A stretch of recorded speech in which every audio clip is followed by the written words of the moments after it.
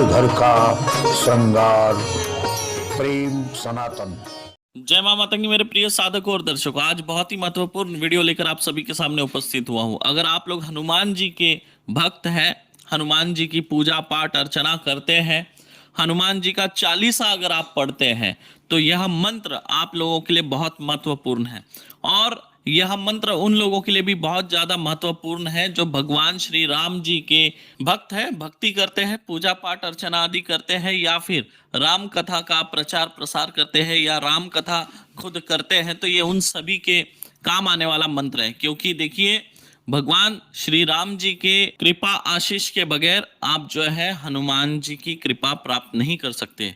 आपको जो है इसके लिए सबसे पहले आपको पात्र बनना पड़ेगा, भगवान श्री राम जी के आशीर्वाद का, कृपा का पात्र बनना होगा। और उसके लिए जो है आपको भगवान श्री राम जी का गुणगान करना होगा, नाम स्मरण करना होगा, भगवान श्री राम जी की भक्ति पूजा पाठ अर्चना आदि करनी होगी।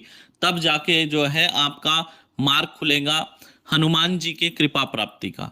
तो ठीक है, तो ये आप सबसे पहले समझ लीजिए। जो लोग है ना डायरेक्ट जाके हनुमान जी को पूजना चालू कर देते हैं, उनके ऊपर कभी भी हनुमान जी की कृपा नहीं बरस सकती, ये याद रखिए। क्योंकि हर चीज का अपना एक नियम है, और नियम से चलोगे तभी हर चीज संभव है। आज जो मैं मंत्र आप लोगों को बताने जा रहा हूं, इस मंत्र से जो है आप लोगों को भगवान श्री राम जी की कृपा और आशीष की प्राप्ति होगी। आशीष मतलब आशीर्वाद की प्राप्ति होगी।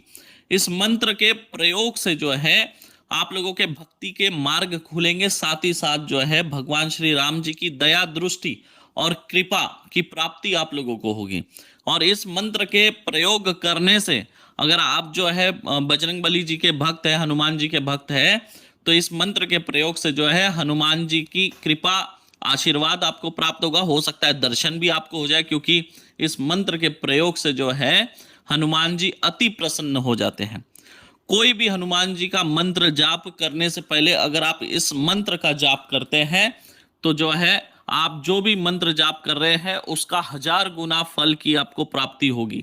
मान लीजिए जैसे आपने हनुमान चालीसा पढ़ा है, 100 बार आपने हनुमान चालीसा पढ़ा, लेकिन अगर हनुमान चालीसा पढ़ने से पहले अगर आप यह मंत्र पढ़ते जो मैं बताने जा रहा हूं भगवान श्री राम जी का, इस मंत्र को पढ़ के अगर आप 100 बार हनुमान चालीसा पढ़ेंगे तो आपको 1 लाख हनुमान चालीसा पाठ करने का फल प्राप्त होता है। सोच लीजिए आप लोग, यानी इस मंत्र को पढ़िए, उसके बाद हनुमान चालीसा 100 बार पढ़ लीजिए, तो क्या हुआ, आपने 1 लाख हनुमान चालीसा पाठ करने का फल प्राप्त कर लिया है। तो सोचिए कितना चमत्कारी यह मंत्र है।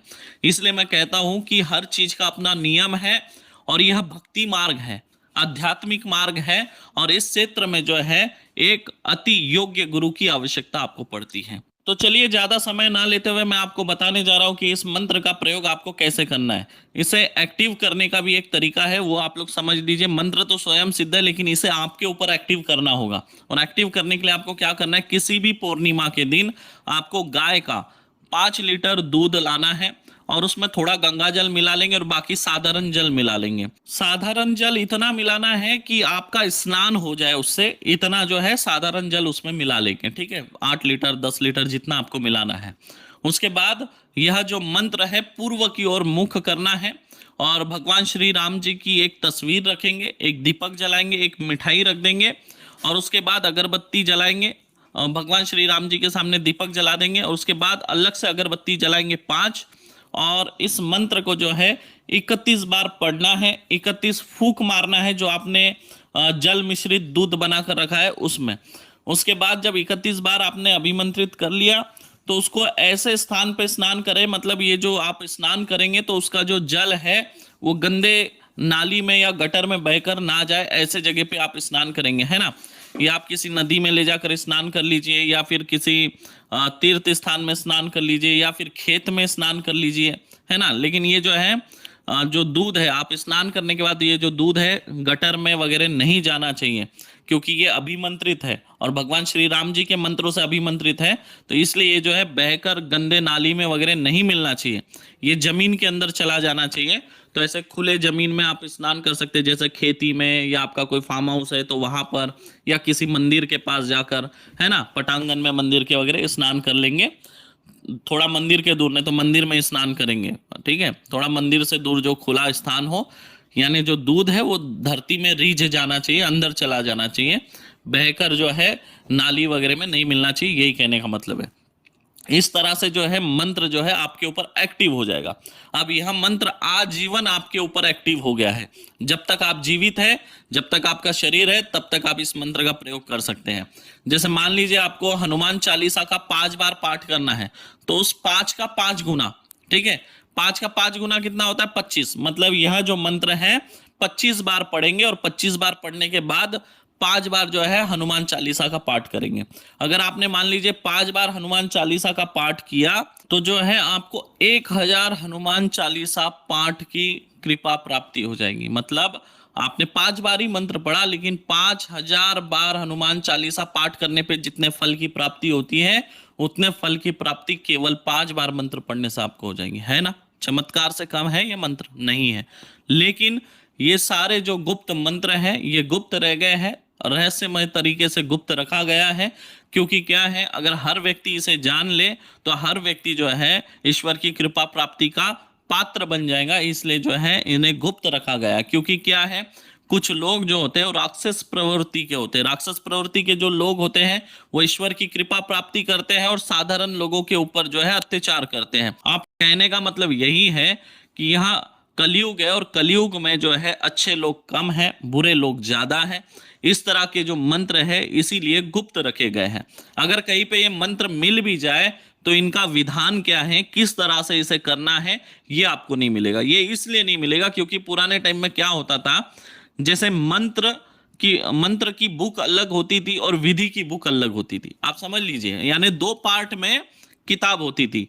यानी जो भी हस्तलिखित ग्रंथ लिखे जाते थे, तो जैसे ग्रंथ 1 में क्या होता था, सिर्फ मंत्र लिखे होते थे, और ग्रंथ 2 में क्या होते थे, विधि लिखे होते थे। मतलब 1 नंबर है, 1 नंबर का मंत्र, ठीक है। तो दूसरे बुक में लिखा होता था 1 नंबर और उसकी विधि। यानी अगर किसी के हाथ में मंत्र की बुक लग जाए तो भी कोई काम की नहीं, अगर किसी के हाथ में विधि की बुक लग जाए तो भी कोई काम की नहीं। काम की तब होती थी जब दोनों किताबें हाथ में लग जाए। और पुराने टाइम में क्या होता था, ये जो दोनों किताबें हैं इनको एक स्थान पे कभी नहीं रखा जाता था। एक किताब अगर आपको मंदिर में मिलेंगी तो दूसरी किताब आपको कहीं और मिलेंगी। यानी एक स्थान पे कभी दोनों किताबें नहीं मिलती थी। और वो जो दोनों किताबें अगर एक स्थान पे आना है तो उसी व्यक्ति को पता होता था जिसने छुपा के रखा है। तो इसीलिए ये जो मंत्र है, यह मंत्र गुप्त रह गए। मंत्र है तो विधि नहीं है और विधि है तो मंत्र नहीं है। आशा करता हूं आप लोग समझ गए होंगे और यह मंत्र आप लोगों को अच्छा लगा होगा। अगर अच्छा लगा है तो देखिए, जितने भी राम भक्त हैं, हनुमान जी के भक्त हैं, अगर आप लोग सच्चे दिल से हनुमान जी को चाहते हैं, राम जी को चाहते हैं, तो चैनल को सब्सक्राइब करके जाइए। सच्चे सनातनी हो, सच्चे हिंदू धर्म के प्रचारक हो, हिंदू धर्म को मानने वाले हो तो लाइक किए बगैर नहीं जाएंगे। कमेंट जो है लाखों में होने चाहिए, लाइक भी लाखों में होने चाहिए। वीडियो को शेयर करिए ज्यादा से ज्यादा ताकि सब लोग इसका लाभ ले सके। तो चलिए फिर मिलूंगा किसी और वीडियो में। तब तक के लिए आप सभी को जय मां मातंगी, जय मां छिन्नमस्ता, जय मां बगलामुखी, मेरे प्रिय साधकों और दर्शकों।